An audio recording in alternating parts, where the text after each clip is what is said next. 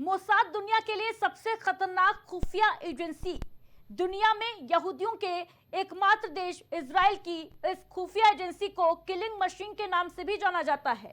ये एजेंसी इतनी खतरनाक है, इतनी भयावह है कि ये इजराइल के खिलाफ कुछ भी करने वाले लोगों को दुनिया के किसी भी कोने से खोज निकालते हैं, एक विशेष मैसेज के साथ उन्हें समाप्त कर देते हैं। ताजा मामला ईरान में देखने को मिला, जहां ईरान के न्यूक्लियर अड्डों को तबाह करने और उसके टॉप कमांडर्स को ढेर करने में मोसाद ने ही इस कारनामे को अंजाम दिया। ये कोई पहला मामला नहीं है दरअसल जिसमें मोसाद ने अपने दुश्मन मुल्क में तबाही मचाई हो। इससे पहले भी एक से बढ़ के एक खतरनाक मिशनों को मोसाद अंजाम तक पहुंचाने में अहम भूमिका निभा चुका है। तो आइए आपको बताते हैं कि आखिर ये मोसाद है क्या, जिसने ईरान में परमाणु ठिकानों को तबाह करने में बेहद अहम भूमिका निभाई है। मोसाद इजराइल के बनने से पहले हग्गाना नाम से जाना जाता था। मोसाद का जन्म 13 दिसंबर 1949 में एक केंद्रीय संस्थान के रूप में आतंकवाद से लड़ने के लिए किया गया था। मार्च 1951 में इसे पुनर्गठित किया गया और इजरायली प्रधानमंत्री कार्यालय का एक हिस्सा बनाया गया। इसमें उन्हीं का चुनाव होता है जो कि पहले IDF में काम कर चुके हैं।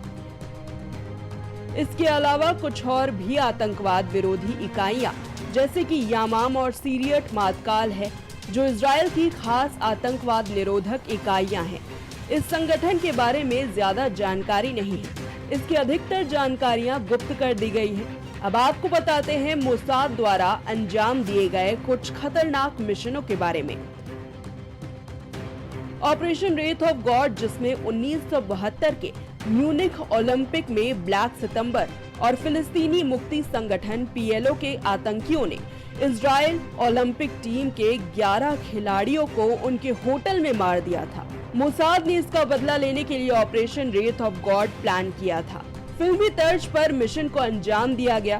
फोन बम, नकली पासपोर्ट, उड़ती हुई कारें, जहर की सुई सब इस्तेमाल हुआ। मोसाद एजेंटों ने कई देशों का प्रोटोकॉल तोड़ा, मिडिल ईस्ट के कई देशों की सुरक्षा एजेंसियों में घुस गए और आतंकियों को चुन चुन कर मारा।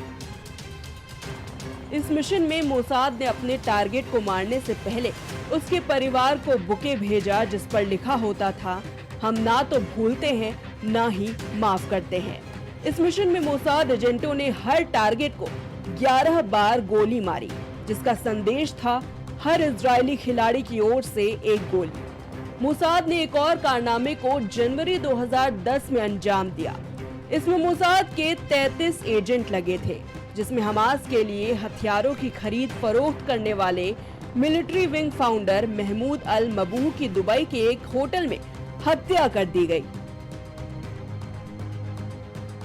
हत्या की इस गुत्थी को सुलझाने में दुबई पुलिस को 10 दिन लग गए। मोसाद एजेंटों ने महमूद के कमरे के सामने ही अपना कमरा बुक किया। जब महमूद अपने कमरे से बाहर गया तो मोसाद एजेंटों ने उनके कमरे के इलेक्ट्रॉनिक डोर की सेटिंग चेंज कर दी। महमूद के पैर में सक्सिनिकोलिन का इंजेक्शन दिया गया था, जिससे पैरालिसिस हो जाता है। फिर उसके मुंह पर तकिया रखकर उसका दम घोट दिया गया। 1989 में 2 इजरायली सैनिकों को मारने के आरोपी महमूद से मोसाद एजेंटों ने 21 साल पुराना बदला लिया था। मोसाद एजेंटों ने इंग्लैंड, फ्रांस, आयरलैंड से लेकर सीरिया, अरब का पासपोर्ट बनवा रखा था। ये एजेंट अलग अलग जगहों से दुबई आए और जब तक दुबई पुलिस ये तय कर पाए कि ये हत्या ही है, मोसाद एजेंट इजराइल पहुंच चुके थे। इस ऑपरेशन पर आधारित म्यूनिक और सोवर्ड ऑफ गिडियोन मूवी भी बनाई गई। मोसाद ने दुनिया के सबसे हैरत अंगेज माने जाने वाले ऑपरेशन थंडरबोल्ट को भी अंजाम दिया, जिसमें 106 यहूदी सवारी वाले फ्रांस के एक हवाई जहाज 4 आतंकियों ने हाईजैक कर लिया, जिसे युगांडा के मज्जमीन हवाई अड्डे पर उतारा। तब युगांडा का तानाशाह ईदी अमीन था, जो आतंकवादियों का समर्थक था। तब मोसाद की स्पेशल कमांडो फोर्स ने ऑपरेशन थंडरबोल्ट को अंजाम दिया और सभी 106 बंधकों को सुरक्षित इजराइल ले आए। इस ऑपरेशन में मोसाद एजेंट कोलोनेल यूनाथन नेतन्याहू शहीद हुए थे, जो मौजूदा इजरायली प्रधानमंत्री बेंजामिन नेतन्याहू के बड़े भाई थे। राष्ट्रपति में फिलहाल इतना ही। ब्रेक के उस पार खबरों का सिलसिला जारी है।